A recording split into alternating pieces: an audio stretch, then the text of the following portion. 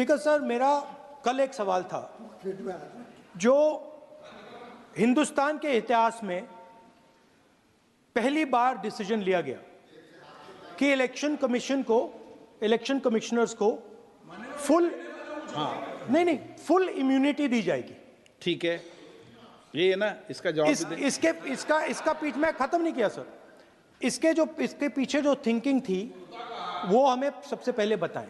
ठीक है। दूसरी बात, नहीं, हरियाणा की जहां इनने बात की, इन्होंने एक उदाहरण लिया, वहां पर अनेक उदाहरण हैं। वो भी आपने दिया था ना, 19 वो भी आपने दिया था, इसलिए दिया वो भी 19 लाख वहां पे फेक लोग, वो उदाहरण आपने दिया था, इसलिए उसका जवाब दिया। और ये भी हमें बता दीजिए, actually let us have a debate on my press conference. Let us go. Let us have very good idea. Let us have a debate on my press conference. Amit Shah ji, I challenge you to have a debate on the 3 press conferences. Please. ठीक है, बैठ जाइए। माननीय, please माननीय, आपने बात की थी, प्लीज। डिबेट ही तो चल रही है। उत्तर प्रदेश में और हरियाणा में दोनों चुनाव में वोट कैसे दे रहे हैं? प्लीज ये भी जवाब दे दीजिए। माननीय गृहमंत्री जी। मान्यवर, पहली बात मैं स्पष्ट करना चाहता हूं, मैं 30 साल से विधानसभा और संसद में जनप्रतिनिधि के रूप में चुनकर आता हूं। मुझे लंबा अनुभव है संसदीय प्रणाली का। विपक्ष के नेता महोदय कहते हैं कि पहले मेरी बात का आप जवाब दीजिए, मैं सुनना चाहता हूं। आपकी मुनसफी से संसद नहीं चलेगी।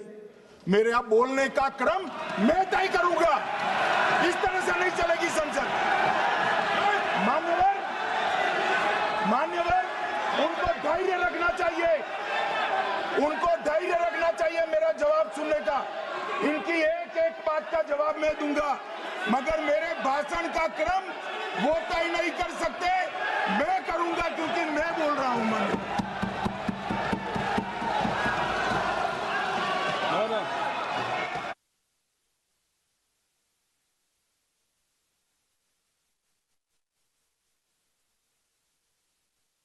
एक मिनट गृहमंत्री, क्या गलत बोला उन्होंने यही बोला, आपने जो बात उठाई है मुझे कब बोलना है मैं तय करूंगा, यही बोला ना।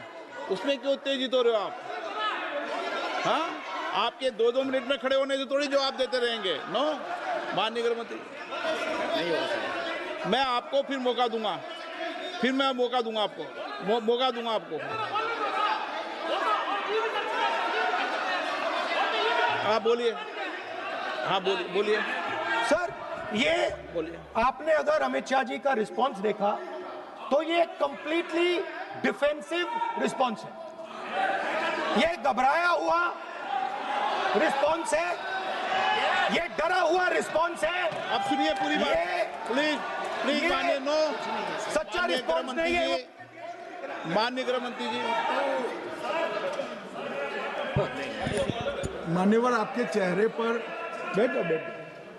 मान्यवर, आपके चेहरे पर चिंता की लकीरें मैं देख रहा हूं कि मैं क्या बोलूंगा।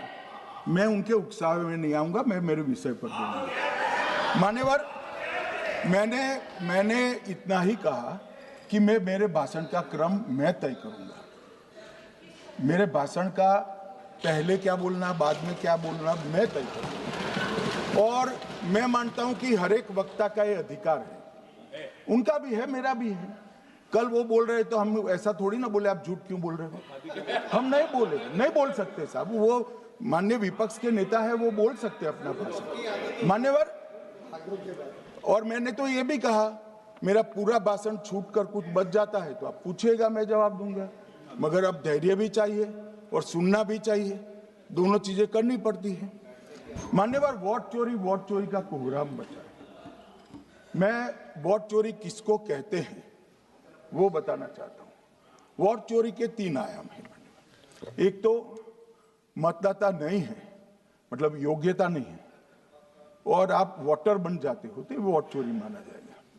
दूसरा, आप गलत प्रकार से चुनाव जीतते हो तो वोट चोरी माना जाएगा।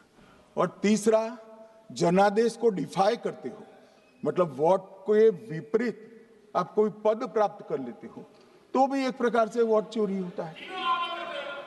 अरे सुनो ना, क्यों जल्दबाजी करते हो मानिकम? क्यों? अब मैं 3 वोट चोरी की घटनाएं बताना चाहता हूं। सबसे पहली घटना हुई आजादी के बाद देश का प्रधानमंत्री तय करना था। तय कौन करना था?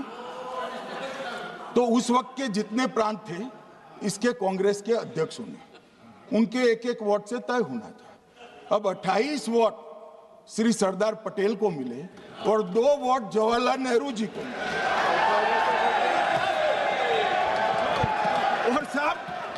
और साहब प्रधानमंत्री जवाहरलाल जी बने।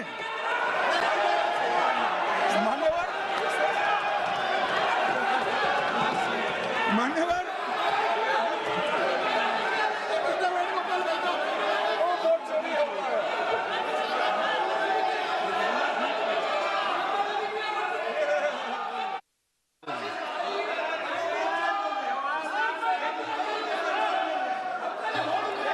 प्लीज, माननीय गृह मंत्री जी, माननीय गृह मंत्री जी, प्लीज।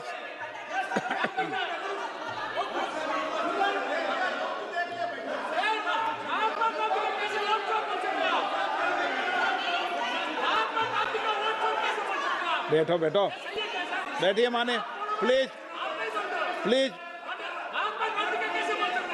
प्लीज।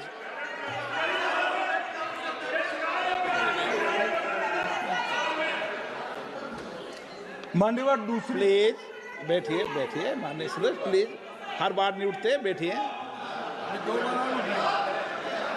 मान्यवर दूसरे प्रकार की वोट चोरी और नैतिक तरीके से चुनाव जीतना, ऐसी वोट चोरी भी भूतकाल में एक बार हुई थी।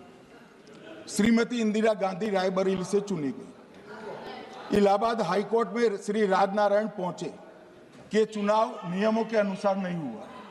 इलाहाबाद हाईकोर्ट ने ये तय कर दिया कि श्रीमती गांधी ने उचित तरीके से चुनाव नहीं जीता है, हम इसको रद्द कर दें।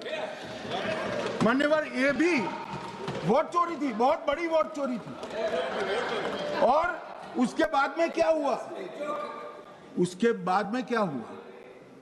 बाद में वो वोट चोरी को ढकने के लिए संसद में कानून लाया कि प्रधानमंत्री के खिलाफ कोई केस ही नहीं हो सकता। मैं विपक्ष के नेता को कहना चाहता हूं, इम्यूनिटी की बात आप चुनाव आयोग की पूछ रहे हैं, इसका तो मैं जवाब दूंगा, इम्यूनिटी का। मगर ये इम्यूनिटी जो श्रीमती गांधी ने दी थी, इसके लिए आपका क्या कहना है? और उन्होंने तो स्वयं के लिए ले ली। उनका आरोप है। प्लीज, ऐसे नहीं चलता मान्यवर, आप जब बोले, जब 5-5 मिनट उठेंगे क्या? ये मान्यवर, उनका आरोप है। आप भी बोले। 9 गलत, 1-1 मिनट में सदस्य नहीं उठेगा ना। मान्यवर, उनका आरोप है कि सरकार ने बनाया तो लोकतंत्र ने बनाया, तो जो समय का केस था वो बताया है, आगे का तो बताया। मोदी जी को भी सब लोगों ने प्रधानमंत्री बनाया है भाई, आपकी कृपा से नहीं बने हैं। मान्यवर,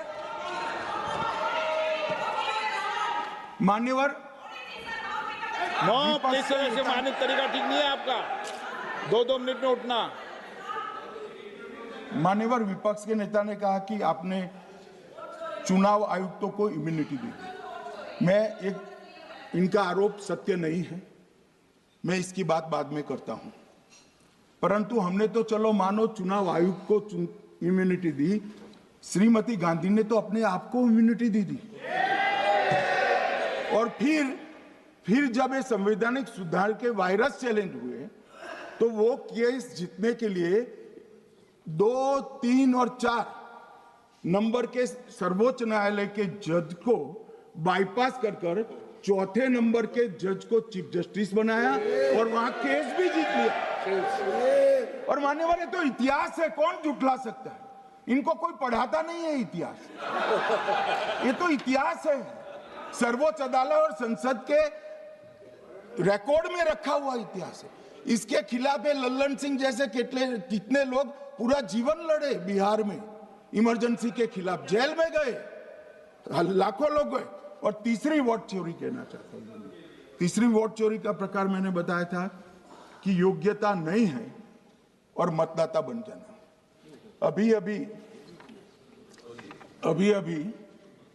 एक वाद पहुंचा है, वाद मतलब डिस्प्यूट पहुंचा है दिल्ली की सिविल अदालत में। उसमें डिस्प्यूट ये है कि सोनिया गांधी जी इस देश की नागरिक बनने से पहले मतदाता बने।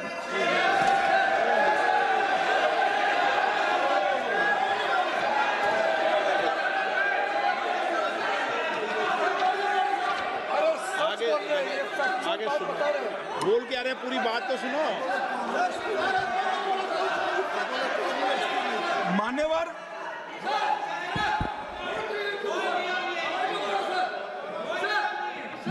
मैंने इतना ही कहा है कि अदालत में केस चल रहा है जो फैक्चुअल है।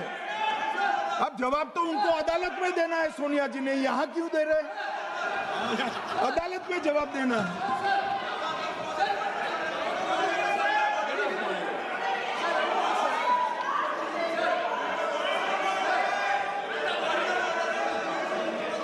बीच के भाषण में पॉइंट ऑफ ऑर्डर नहीं होता। नहीं है सर, मुझे याद है जो माननीय सदस्य नहीं है, ये 352 ये रहा, 352 टेबल पे रहता है, मुझे जवानी याद है 352। Home Minister is speaking about an issue which is pending in a court. Actually, what happens is, Rosaville court, some BJP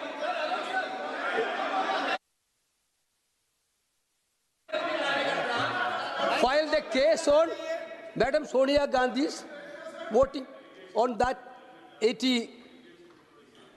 Sir, that Ross Avenue court dismissed that case without, there is no substance in that case. After that, the same person given an appeal. Gandhi not even voted in that election. I am challenging Home Minister. Sonia Gandhi not even voted that election. Can you prove it? Can you prove it? Sir, misleading statement a Home Minister doing. Sir, you are. What is this, sir? एक minute please दादा, एक minute please. No, बैठिए। No